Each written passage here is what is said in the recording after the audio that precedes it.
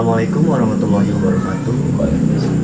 Perkenalkan, saya di sini Denny Medi dari SMK Bina Teknik Cilengsi dan bersama saya ada Herman.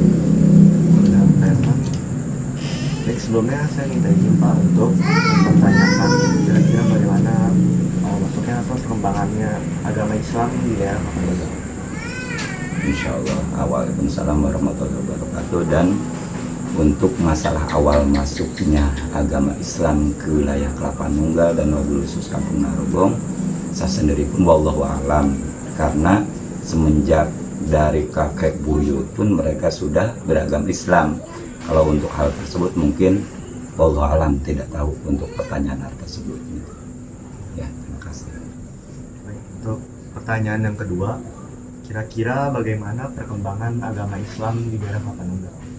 Nah, untuk perkembangan agama Islam di wilayah Kelapa Nunggal atau Kampung Narogong ini diawali mungkin perkembangan yang saya tahu sejarahnya semenjak dari masih zamannya zaman gerombolan PKI, dan di waktu itu pun mereka para sepuh-sepuh itu sering mengadakan pengajian atau apapun juga, mereka itu sering mendapatkan masalah dari pihak gerombolan tersebut. Bahkan ketika mereka sedang mengadakan pengajian atau apapun juga, mereka sering diobrak-abrik lah kasarnya kayak gitu.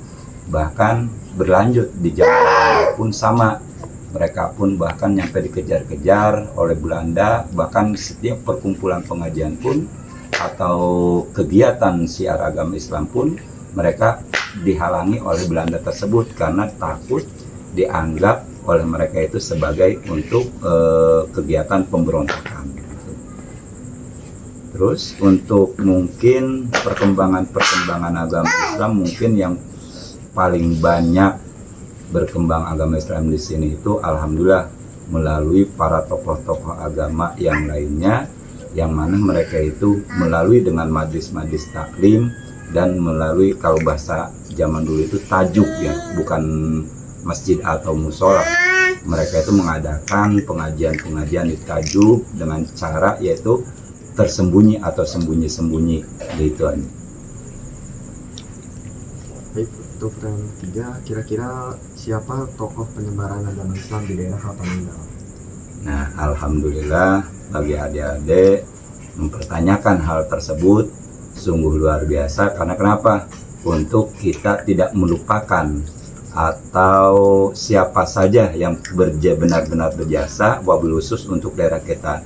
Yaitu yang pertamanya, yang mungkin yang saya sering obrol atau dengar cerita atau ngambil kisah daripada para tokoh, para kesepuhan, mereka itu mengatakan yaitu mereka yang menjadi peran utama atau pengaruh dalam penyebaran atau perkembangan agama Islam di wilayah ini, yaitu yang pertama di awal mungkin dari Mama Ihsan Kamil atau sering juga disebut Mama Med. Nah, beliau ini juga sebenarnya kalau kita pengen cari tahu, beliau ini masih ada hubungan kerabat sama Pangeran Sakit Citerep, Pangeran Sogiri yang di Jatinegara, dan juga larinya ke Sultan Hasanuddin dan Syekh Syarif Hidayatullah. Dan juga selesainya dari beliau atau tugas perkembangan agama Islam itu dilanjutkan banyak oleh tokoh-tokoh agama yang lainnya seperti Bapak Buya Rasimin dan juga Bapak Mualim Kusoy, dan juga sampai masa era kemarin atau masa Orde Baru ya disebutnya. Masa Orde Baru itu sama Bapak Haji Tahir, terus dilanjut Bapak Ustadz Abdul Fatah, dan juga Bapak Kiai Mustafa, Mama Ki Haji Jarwani. Mereka itu semuanya tokoh-tokoh yang sangat berpengaruh untuk perkembangan, sehingga nyampe sekarang ini perkembangan agama Islam dan kekuatan syariat agama Islam yang dipegang di Kampung Narogong ini, alhamdulillah benar-benar bisa terkontrol atau terrealisasi kepada masyarakat, sehingga sekarang pun alhamdulillah penerus-penerus dilanjutkan sama para guru-guru kita zaman sekarang, dari hasil mereka mencari ilmunya, menimba ilmunya, dan sekarang pun di Kampung Narogong alhamdulillah, mungkin kalau dikatakan di Kampung Narogong ini sekarang udah ada sekitar 5 pondok pesantren gitu.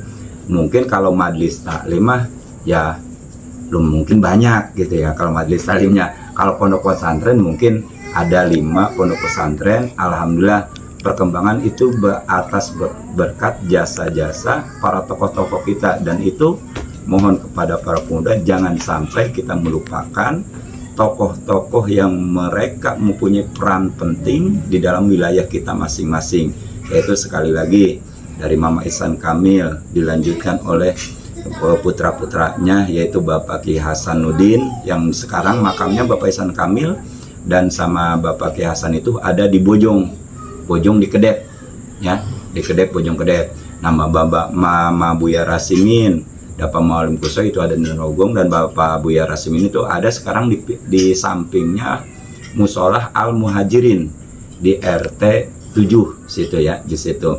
Dan juga banyak lagi sebenarnya jasa-jasa yang dari lainnya seperti yang bersangkut paut dari Kembang Kuning Raden Wijaya Kusuma dan berkelanjutan ke Babakan yaitu Bah Narun, dan semuanya tokoh-tokoh penting di dalam perkembangan agama Islam di wilayah Kelapa Nunggal khususnya, dan juga yang tadi itu khususnya di Kampung Narogong juga. Itu aja mungkin.